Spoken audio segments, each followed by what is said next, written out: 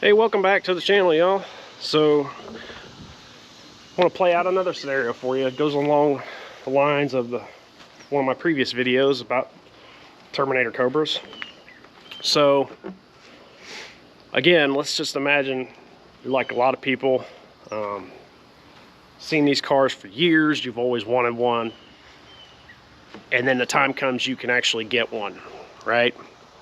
Well, you go thinking this is going to be the greatest thing ever, and then you find out that, let's say you buy a stock one or a lightly modified one, and you just realize that these cars are outclassed by modern cars today. And when it comes to just overall performance,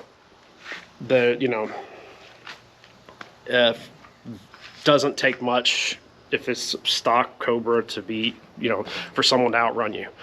And just overall driving, there's a lot of things that these cars need in order to be modernized or just be reliable for that matter. So that's what today's video is going to be about, is my first top 5 modifications you should do to every Cobra, or any set, especially the Terminators. A lot of them apply to all 79 to 2004 Mustangs, but some of them specifically are in regards to the Terminators. So with that being said, stay tuned. We'll be back.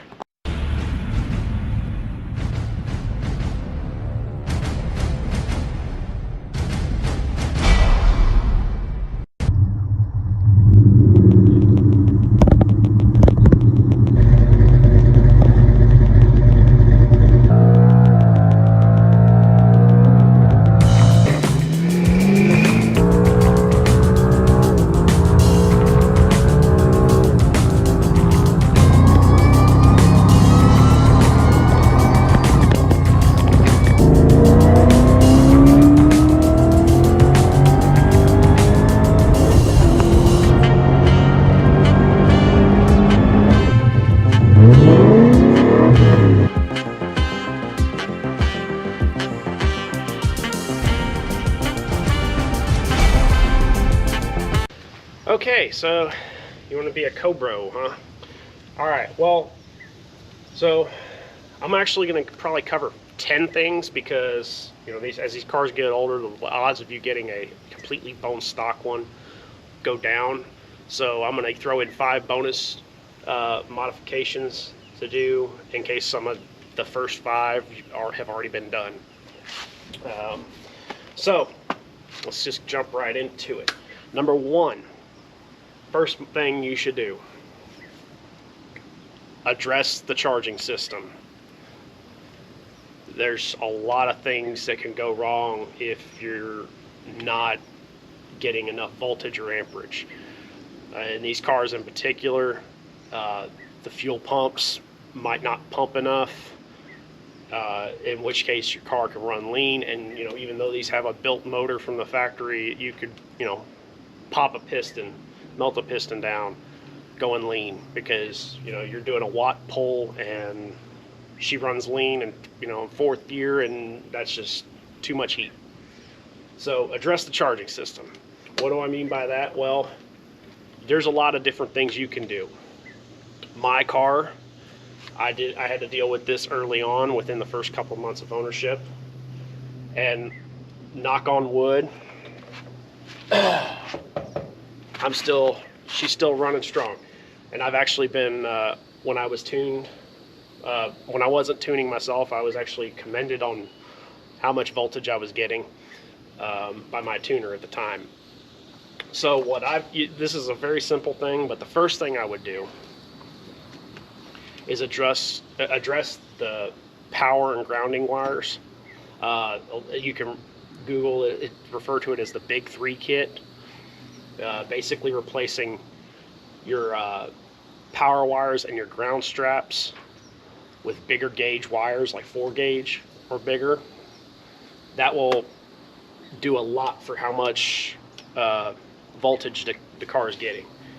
Another thing is these cars have essentially a V6 3.8 V6 Mustang alternator, and it's put right next to the exhaust manifold on the driver's side, so they get too hot.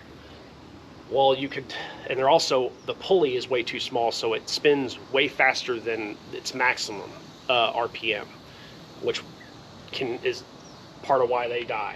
So get a bigger pulley for the alternator. And honestly, if you think you're going to go with lower pulleys at any point in time, the minimum I would say is a 3.2 diameter pulley for your alternator. But I would, if you think about going bigger than a 4-pound lower ever, just go ahead and get a bigger pulley than that.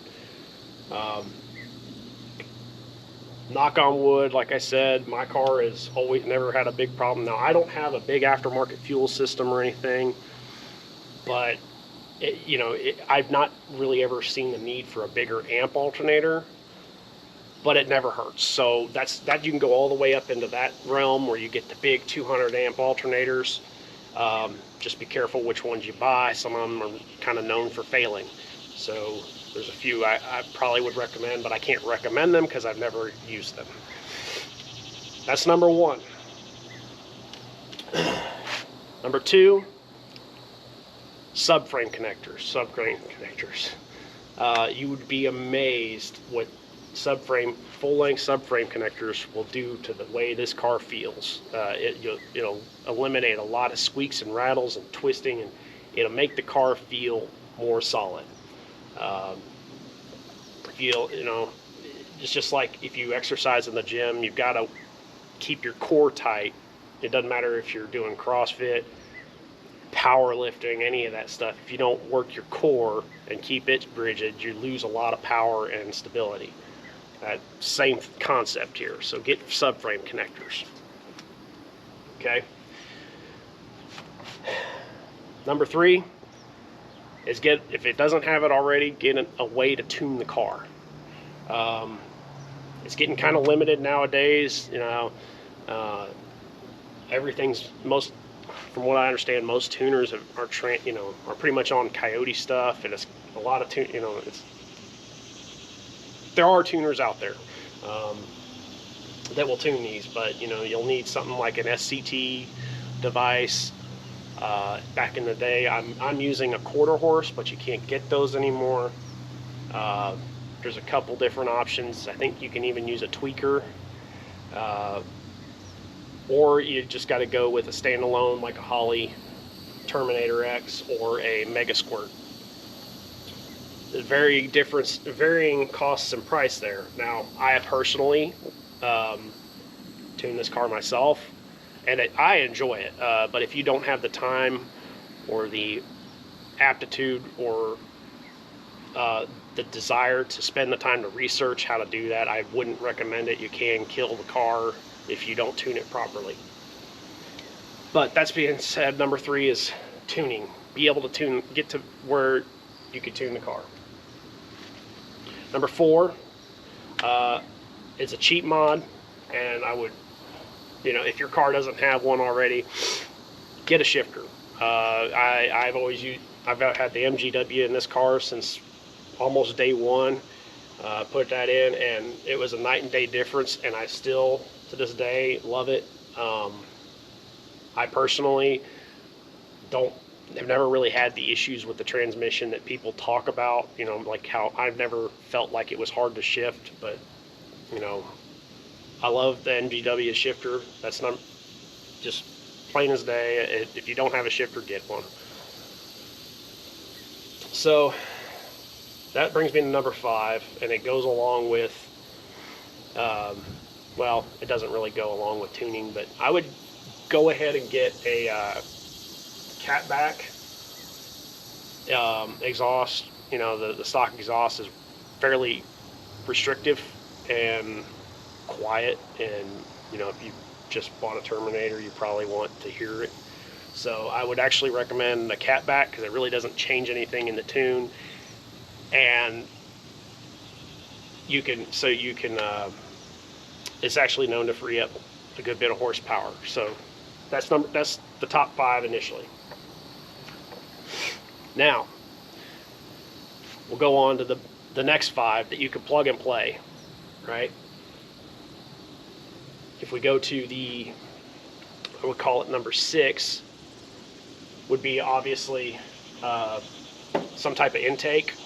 You can go anything from the K&N, just open filter, the FIP kit, I think it's called, all the way up to, you could use a JLT, whatever. If you search the internet, there's ad nauseum forums about ram air versus, short ram versus cold air versus whatever. Take your pick. After that, number 7, now we're, eventually going to start adding boosts. So get a pulley, whether it be a 276. If you're nothing else, get a 276. It'll cover most of your worries there. And then beyond that, that's going to up your boost quite a bit. So number 7, or the next one, will be, at that point, you're going to need to look at your fuel system. Boost to pump works great. I'm still running a boost to pump. There are side benefits to that. You do need to tune for it, but what you get also is, should your alternator fail, because even the best alternators do fail on these cars, it will keep your voltage going, at the same constant. It acts as a voltage regulator for the fuel pump, so at least you won't go lean, and they're cheap. They're not that hard to install. That's what I would recommend next. Once you've done that, you're probably going to need a clutch after that. So look at getting a clutch. Depending on how far you want to go, I would also recommend spending the extra money and getting a 26 spline input shaft while it's out. That'll help a lot. You probably, the stock clutches were known about that power level to give up the ghost. So you'll need it eventually anyway. Because trust me, this car needs a clutch now. I really can't go wide open throttle because the clutch that's in it is giving up the ghost, and it's not fun when you can't actually enjoy the car to the fullest. Yeah, don't be like me. Now that being said, this has an aftermarket clutch. It's had it since I bought it, but it's just the power level I'm at, it's too much for it. So once you get all that, then there's other things you could do. You're going to be getting kind of close to the edge of your MAF sensor. I would recommend a Mafia back in the day. I've still got one that I used to run on this car, but those aren't available anymore. But you probably need to get an aftermarket mass airflow sensor. That will keep you from pegging your MAF out and running lean again. And then after that, the final thing I would recommend, don't be like me. If it's a street car, unless you're planning on turning this into a drag car, in which case you probably weren't watching this video anyway, I would not solid rear axle swap the car. I would stick with the IRS, do the full tilt boogie kit, and enjoy it. This car, I've had solid rear axle swapped for probably 5 or 6 years now, and I'm actually going back to the IRS soon. It doesn't drive the same anymore, especially if you're get up in the power level to where you need solid, spherical end links or spherical rod bushings for your control arms. You're not going to enjoy it. It just basically takes all the give to the suspension out, and it's not a very fun thing, especially if you don't have smooth roads. So I hope that all that was helpful. One thing I will also bring up It's not necessarily a modification, but it's something along the lines that you should probably go ahead and get one, especially unless you're going return style fuel system. But if you're with the stock returnless fuel system still, get another fuel rail pressure sensor. That's this thing right here.